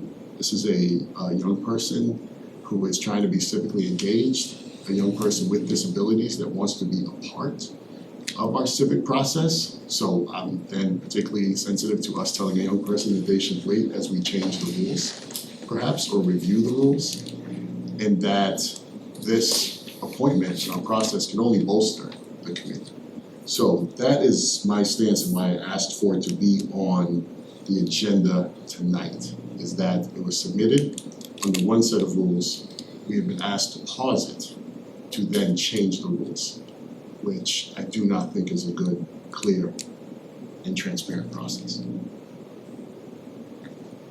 Nick, did I miss anything? No, I would just say in terms of covering process again, what we typically do will, applicants will fill out the board and committee form online. It comes to an inbox that is managed by myself and Lynn. Lynn will go in and share the applications with the boards or committees, just requesting any feedback that they might have. And then generally they'll appear on the agenda in the coming weeks or months to be appointed. So that's generally the process that we undergo. And that was adhered to here in terms of we got the application, shared it with the Commission on Disabilities. We honestly would have brought it forward sooner, but it fell off my radar, to be honest, and Joe Fleming had reached out just to say, hey, just checking on my application, and it reminded us to follow up on it. So that is how we kind of typically handle these. It's not necessarily looking for committee's approval or veto of applicants, more just requesting their feedback, alerting them that the select board may make an appointment, and then it'll be brought forward to a future select board meeting. So for like process going forward, right, like if, so a concern I would have had was, you know, is anyone else like shut out of this? It sounds like no. And then there's still opportunity for the chair to help manage the membership of the rest of the committee by having some conversations about like, hey, are you still really available for this? You know, we need you there to make a quorum. So it just sounds like, so no, this isn't disqualifying any additional interested parties. It also doesn't preclude sort of cleaning up the rest of the membership or structure. And you can still we can still add additional appointees at any time. Yeah, still room on the committee for additional people, still space for the chair to have a conversation with us if there are folks who have not been able to attend with the struggles with getting quorum, if those folks need to step down or be asked to step down, and for the chair to reconfigure the membership. So yeah, we would have, I think, 6 members, maximum is 13. All conversations remain open. I'll just reiterate again, I thought the idea of having an applicant in the pipeline who should have been appointed perhaps a few months ago, but we dropped off our radar to then have that applicant be punished and sidelined again, I think is bad process from us, and it's just my opinion. Mr. Daly, thank you for explaining that. That's not what I got, and I'm sorry. No, so- I'm ready to move forward. Any questions or thoughts from anyone? All right, Yeah. I will take a motion if anyone is. Just one addition, I mean, I also spoke with Ms. D'Agostino today, and it was a good conversation. And hear her, I don't fully understand her up to speed on some of the membership challenges she's having, the important work of the committee. But I do think we can, in various ways, and sign me up if I can be helpful, find ways to support her in that, and offer, be a sounding board or support through those challenges. But those aside, I don't think there's a process reason not to, move forward with this stellar applicant. I put a lot of thought into that myself after a good conversation too, so. Make a motion. All right, motion made, Second, motion made and seconded. Mr. Driscoll? Yes. Ms. Overshawer? yes. Ms. Yes. Nolan? Yes. Seconded, and myself, yes, and just for a schedule point of us meeting with the chair, sort of windows, the committee does not meet in the summer. So I believe their earliest meeting will be September or October, and we are certainly open to meeting with the chair before that next meeting, so we can talk about the committee and its composition moving forward, so. Thank you. All right, discussion approval meeting minutes, June 23rd, 2026. I will take a motion unless there are any edits. Make a motion to accept the meeting minutes, June 23rd, 2026. Motion made, Second. seconded by Ms. Hagerty. Mr. Driscoll? Yes. Overshawer? Yes. Ms. Nolan? Yes. Ms. Hagerty? Yes. And myself, yes. All right. Item 15, Town Administrator's Reports. Thank you, Mr. Chair. Not a ton since our meeting last week. Just a note that for folks who are interested in the Pepperley Playground project, so site preparation was performed and completed.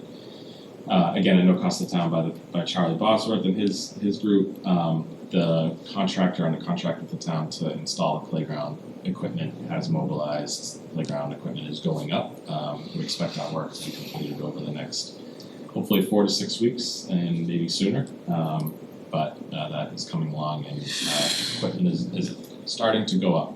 And please don't go over the fence to climb it, but sooner, it'll be ready very soon. So excited to see that progress. Thank you, and that's really it from me. Correct. All right, Chair's report, not much has happened in, last time since we saw each other. One item I will flag for our members is We have received recently a decent number of emails about flock cameras. Flock, the company, and the cameras, and we do have a number of them here in Milton. I did sit with the police chief about them later last week to find out how we use them, how it's protected, how we save the data, but that conversation of us one-to-one is certainly not enough for the citizens' concerns. So we may be asking the chief to come in, perhaps not this next meeting, but perhaps our September meeting to discuss flock, the cameras, how we use them, how he sees the police using those cameras going forward, how we protect our residents, even as we are concerned about safety and the crimes that it's been able to help us solve. But with that, the flock cameras becoming more and more in the news and discussed in the communities, I do think that's the important thing for the chief to come in and share. So I wanted to flag that for everyone, as well as the folks that have sent us the emails and others who may have been thinking about it. No, I just, I have a question about the data. Does Flock own the data or do we own the data? My understanding is that we own the data, but don't hold me to that. There may be something that we can ask the chief for so he can be very clear about that. My understanding is that we own the data, it is scrubbed after 30 days, and there are a lot of controls and regulations put in place as to who uses them, who can view it, when and where. That's for us internally. I will say the chief shared that he's gone through some reporting and some discussions with the ACLU already and provided them a lot of reports. But that's again something for the chief to come in and share. where are the cameras? Where are they? Oh, it's a secret, John. Huh? No, they're all over. I don't know. I think we have a dozen. They typically go on to like Street utility lights and- poles, yeah. So the town has surveillance cameras at key intersections. Holy or key smoke, I better watch out locations. what I do. These cameras assist The in government this. already knows where you Yeah. are. So we have video cameras that record video that Milton Police has access to already in a number of locations. These are a separate camera specifically for license plates, so if they're searching for a specific license plate in lieu of watching video, it would trigger a search in the software to complete that search. So the town has had cameras for at least 30 years. These license plate cameras are new and they only focus on license plates. Whereas the other set of cameras that have been around have kind of everything. So Do you know how new? Is that like a 2026? I believe we are in the second year of our contract. It's 24 to 25, 25 to 26. Yeah. So there's people not happy with it or happy with it? Flock has come under a lot of scrutiny, the company, because of how their data has been used. Whether by the company or by the departments that have used it. There's a series of investigative reports as well as suits that have been filed for the way the data has been used.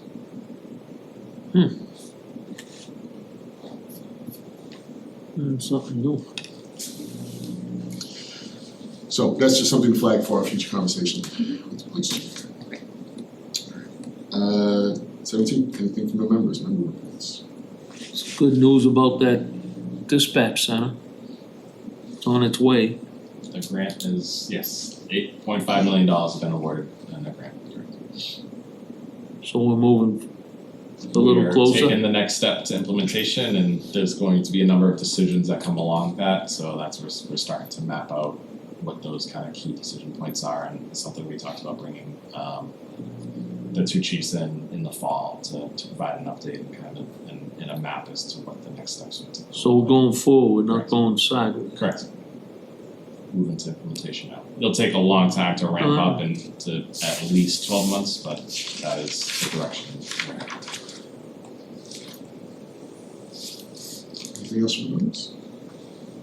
Alright, public comment response. I don't think we have much of a response. Most of the items that the resident sort of surfaced, we went into Laboure, I'm drawing a blank on a couple of others. Well, but I think the, Historic district and Historic traffic district and mitigation. traffic mitigation. yeah, so I think we covered. like checked all the Check. boxes, yeah. all discussed. And I will note, John and his partner were out this weekend cleaning up the traffic Yeah. islands on Kidnap, so Saw that on Facebook. we always appreciate his work and advocacy on behalf of the town. Which part? He was at the traffic island, I think at the corner of Brush Hill and Canton, so Okay. further up. Okay, future meetings schedules, I think we are not doing July 28th. But we will be back, August 4th and then September 8th. Back to school before we know it. That's when the traffic starts. Yep. You're right, Got a couple John. more weeks. Yeah. Then Pete, you're gonna have to work overdrive. Alright, future agenda items for anyone, I have a couple to mention. So I got a really interesting inquiry from a resident earlier this month about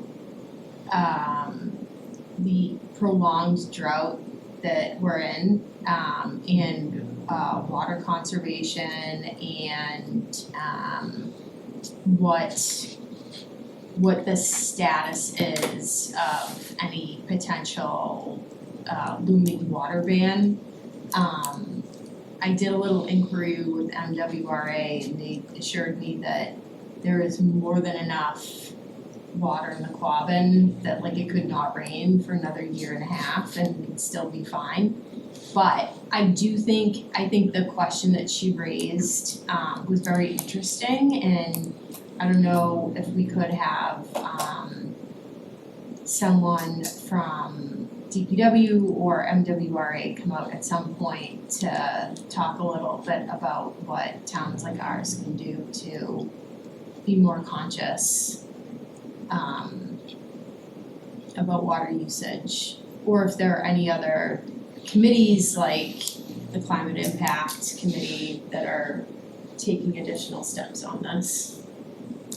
Sure, let me, That was an interesting inquiry this month that I was like, you know what, we should talk about it. we will have a rate setting conversation Yeah, or at our maybe next we could meeting, so align we it could with the maybe rate setting, tee yeah. up something to go hand in hand with that. Let me talk to DPW and we'll Okay, thank you. goodness, if you go to any other suburban town outside of the MWRA area, everybody They is all under have water, water like bans, handheld big water and home. Go to Hingham, Right. the lawns are all brown. Yeah, Bridgewater is there, Yeah. a lot of water problems. and But a we lot of have- people don't like to use the water much no more, cause they don't like their water bill. It's bad, yeah, They don't like it, Yeah. even the rich people yeah, get mad about it. yeah, And they have an outside meter, they don't like that bill. yep, it is, it's expensive. So they cut back on their water usage, on the sprinkler systems and everything, Yeah, you know? They just But I don't like that learned- bill. I learned a lot from my inquiry that I think would be fascinating for other people who care to know about their water access. That's good. Any other agenda items, future agenda items? I have two, just from our meeting tonight. One, if we could possibly have that architect attend our 8-4 meeting, so they have that on their schedule. Move forward Laboure, I'm hoping that, well, hopefully we'll have our appraisal back by that time too. And then secondly, us to continue and follow up on the economic development plan. I know we discussed opening that scope, but I don't think we had submissions for the scope or re-engaged it since, so that we don't Yeah. have that fall off. We've discussed internally and have reached out to MAPC to pick up the conversation, but ideally by the fourth week, I can provide at least an update as to where it stands. Okay. I don't know the cadence we were thinking about for sort of more meetings, joint meetings with the planning board. But it could tie into, talking about that again in an upcoming, if you think if that could be quarterly, maybe we're not thinking that often, but should probably already think about getting that next one on the calendar then, if it's gonna be something close to quarterly. So. I think we had planned to talk about that around the time that the housing production plan deliverable was due. So I think we had tentatively circled an October meeting as a joint October. meeting with the planning board around, depending on the work of the housing production plan, so. So we could have two pretty big items to discuss with Correct. And should we also consider like targeting a date for a school committee? But that would be more around like budget purposes.